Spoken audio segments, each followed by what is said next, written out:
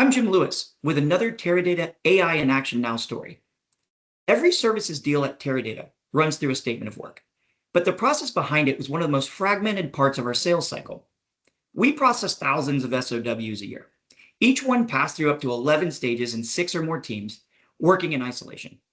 Authored in Word, reviewed over email, approval through informal channels.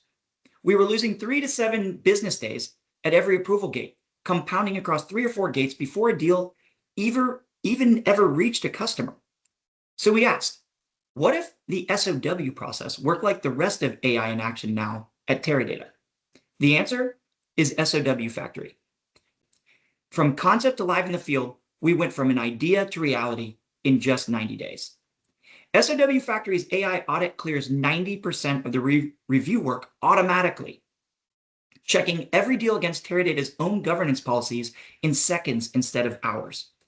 That means faster cycles, fewer bad terms, less rework downstream, and an estimated multi-million dollars saved every year. This isn't about replacing human judgment.